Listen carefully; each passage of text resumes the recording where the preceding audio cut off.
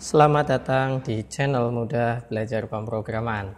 Baiklah, di video kali ini kita akan membahas topik perulangan ya. Setelah beberapa video sebelumnya kita sudah membahas struktur kontrol pemilihan. Nah, video kali ini perulangan yang akan kita bahas adalah yang jenis for ya. Nah, silakan teman-teman buka netbin-nya dan pembelajaran kali ini akan saya mulai sekarang juga.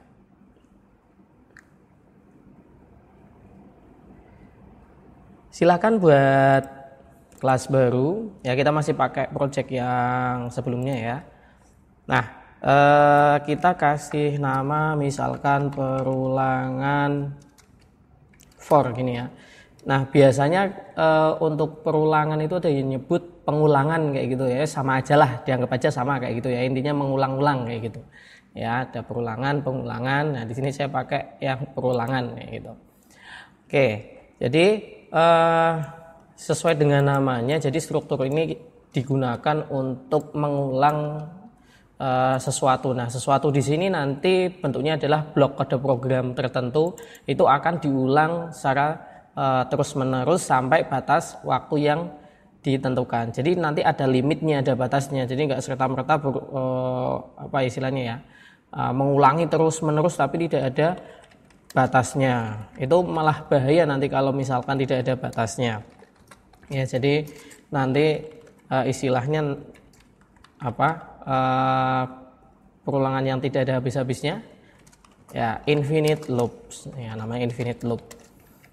Nah, simple sih sebenarnya untuk struktur for ini sendiri ya.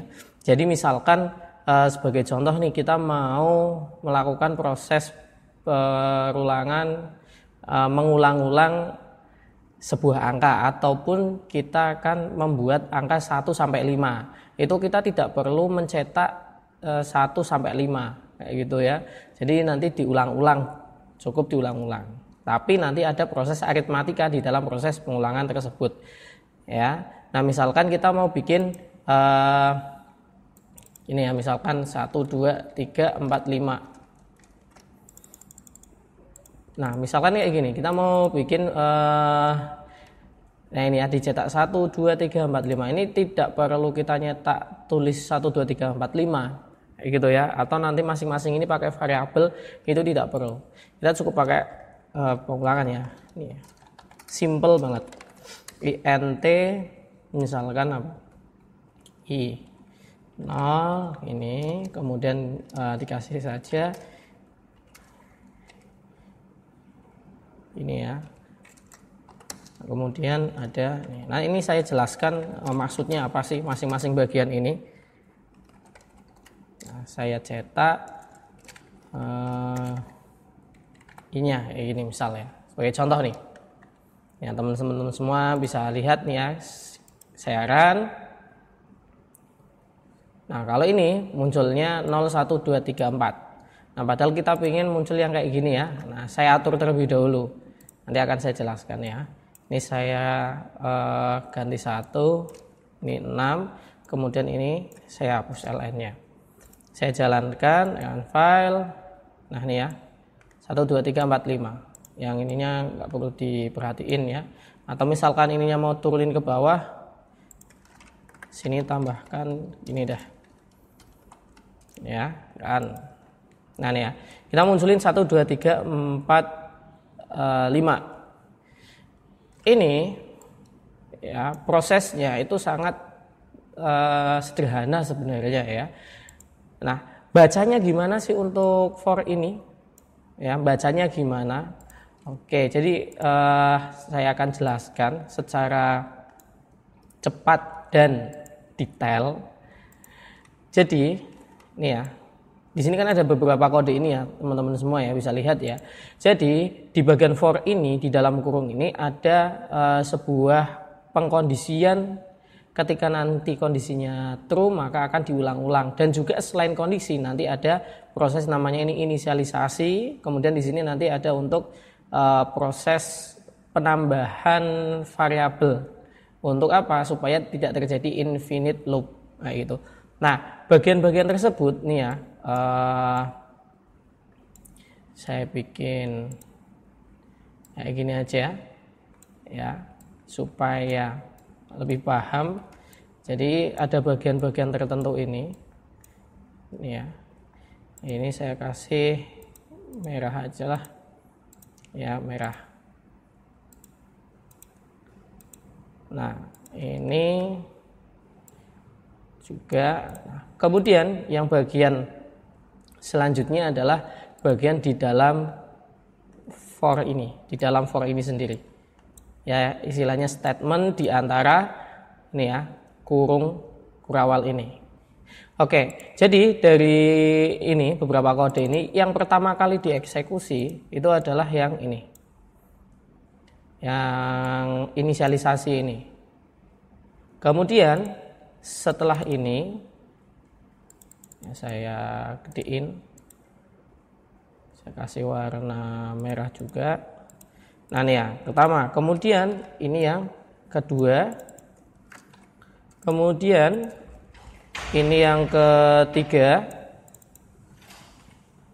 ya, selanjutnya ini yang keempat. Nah jadi modelnya seperti ini. Jadi yang dibaca pertama kali itu ini ya, pertama int i sama dengan 1 untuk proses inisialisasi sebuah variabel yang digunakan nanti untuk sebuah komparasi ya, diperbandingkan di bagian ini yang selanjutnya ini 2. Jadi di sini i kurang dari 6, di mana i kita bisa lihat di sini sama dengan 1. 1 kurang dari 6 itu betul atau salah? Ya, betul ya. Jadi ketika di sini betul atau true ya, maka statement yang ada di dalam for ya, dari kurung kurawal ini yang kuning-kuning ini akan dieksekusi. Ya. Jadi ini akan dieksekusi. Nah, di sini eksekusinya apa? Sistem outprint i, di mana i ini kan 1 ya. I 1. Makanya nanti dicetak 1 kayak gitu. Nah, selanjutnya setelah semua blok kode yang ada di dalam for itu dieksekusi, kemudian akan lari ke bagian yang ini. Ya, bertugas untuk menambahkan nilai i. I-nya di increment, ditambahkan. Jadi tadinya i itu 1, ya kan, awalnya kan 1. Plus i-nya sekarang jadi 2. Nah, i sama dengan 2, i kurang dari 6. 2 kurang dari 6. True or false? True ya, betul ya. Ketika true, ingat di dalam for berarti dikerjakan. I-nya berapa? 2. Nah, di sini muncul 2. Kayak gitu. Ya, muncul 2. Nah, selanjutnya i plus plus. 2 plus plus. Jadinya berapa i-nya? 3. 3 kurang dari 6. Betul? Masih betul, true. Nah, di sini sistem outprint 3. 3 dicetak. 3 plus plus sekarang jadi 4. Ya, jadi 4. 4 kurang dari 6, betul, cetak 4. 4 plus plus jadi 5. 5 di sini kan ya. 5 kurang dari 6, betul? Betul. Maka di sini cetak 5. Gitu ya. Kemudian 5 plus plus sekarang jadi 6. I sama dengan 6. 6 kurang dari 6 baru false. Nah, ketika di sininya false, berarti statement yang ada di dalam for itu tidak akan dikerjakan. Artinya perulangan yang ada di for ini selesai, dinyatakan selesai dengan melihat kondisi yang ada di sini. Jadi seperti itu logikanya untuk for. Gitu ya teman-teman ya. Nah, sebenarnya untuk mencetak kayak gini itu bisa banyak caranya kayak gitu ya. Di sini misalkan saya ganti 0, sini saya ganti 5. Ya. Di sini saya pakai i plus 1 kayak gitu kan ya. Karena di sini dimulai dari 0 supaya munculnya bukan 0. Jadi 0 plus 1 kan 1 gitu ya. Nah, ini saya run. Nah, 1 2 3 4 5 juga. Gitu. Ya. Atau misalkan di sininya sama dengan 4 gitu ya, sama dengan 4, saya jalankan. Nah, dia juga muncul. Jadi banyak cara, tergantung logika di bagian inisialisasi dan juga pengkondisiannya ada di sini. Gitu ya teman-teman ya.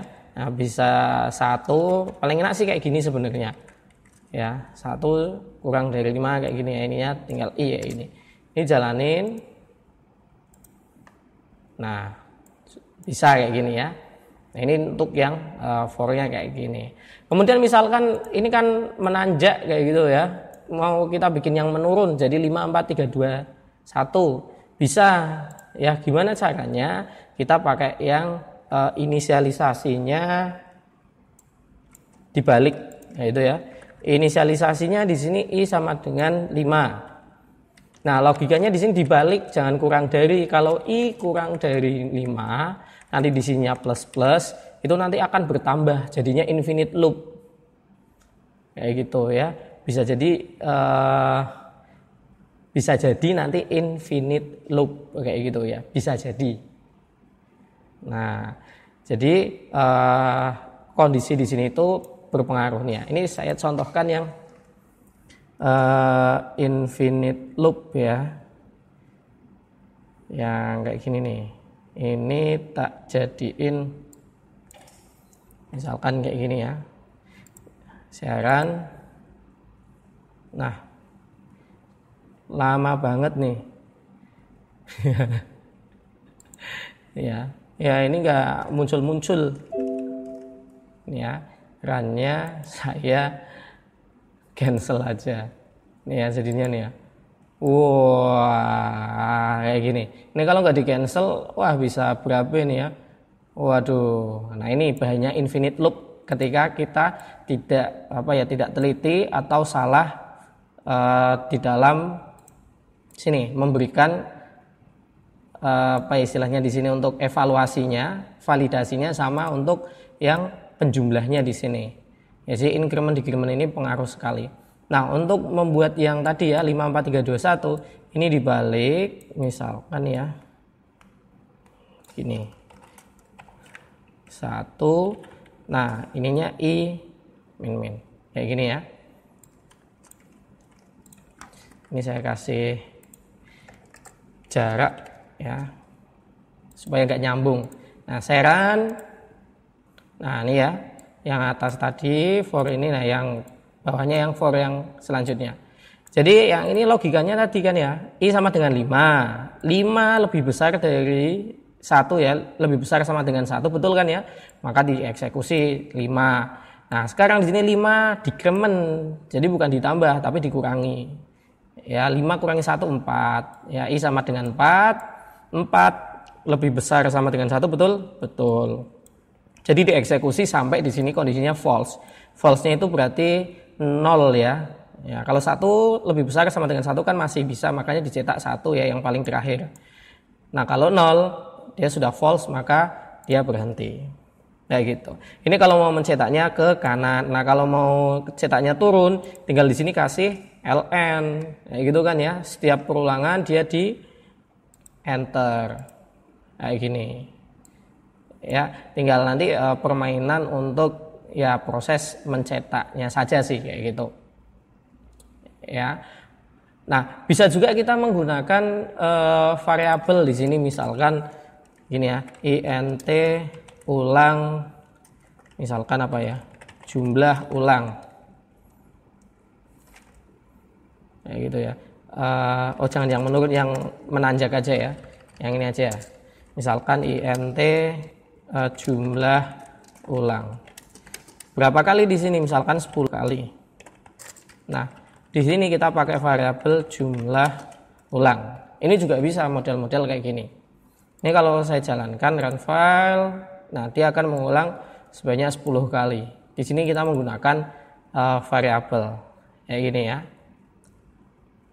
Nah, dari yang ada di sini, ini ya. Ini yang sifatnya opsional mana yang ada atau tidak kayak gitu ya. Apakah wajib semua kayak gini? Ini ya. Ini saya hapus. Ini ya. int I sama dengan 0 saya taruh di sini. Ini juga bisa, nggak masalah. Ya. Ini saya jangan I deh, J aja. Ya, biar enggak apa ya istilahnya ya. Double kayak gitu ya. Variabel yang di sini sudah dipakai, di sini dideklarasikan lagi. Jadi nggak bisa ya, double declaration. Itu nggak boleh. Udah dibuat, masa dibuat lagi? Ya nggak bisa. Nah nih, ini yang for modelnya kayak gini nih ya. Teman-teman bisa lihat di dalam kurung ini. Untuk yang pertama, ya untuk inisialisasi nilainya, ini saya kosongkan. Itu bisa, nggak masalah. Ya, jadi dari beberapa ini yang nomor 1 ini sifatnya opsional sebenarnya. Ya, akan tetapi perlu diperhatikan juga walaupun opsional, nih ya, tapi biasanya itu digunakan untuk proses validasi yang menghasilkan true or false-nya itu di sini, gitu.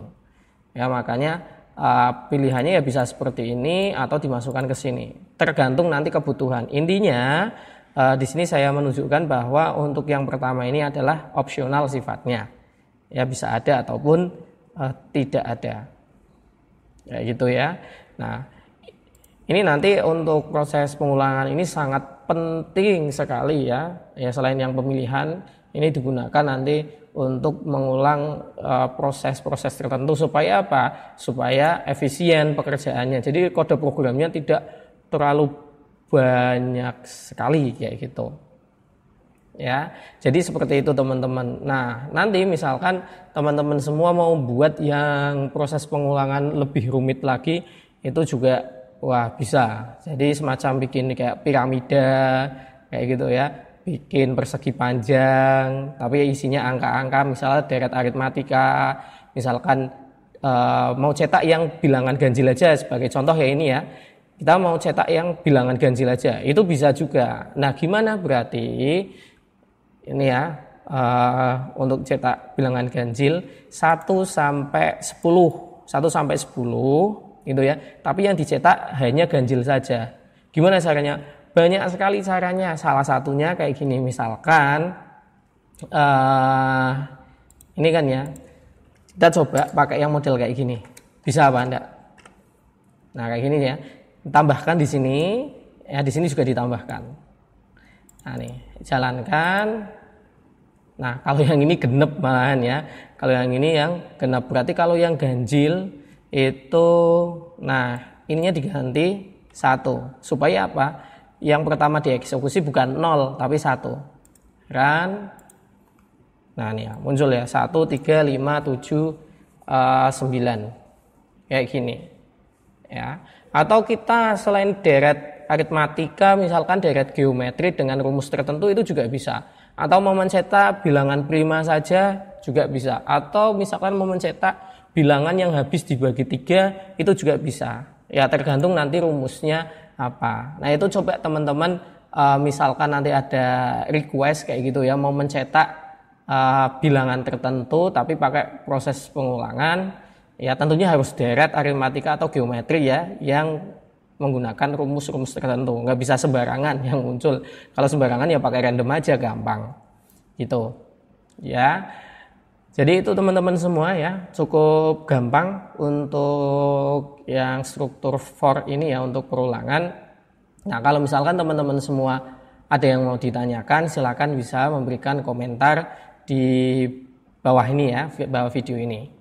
Oke, nanti kan pembahasan untuk perulangan yang jenis lain ya, tentunya setelah video ini gitu ya. Dan kalau misalkan sekali lagi ada permasalahan, silahkan tanyakan di bawah ini. Baik, seperti itu dulu ya. Thanks sudah menyaksikan dan mempraktekkan latihan kali ini. Baik, sampai jumpa. Bye-bye.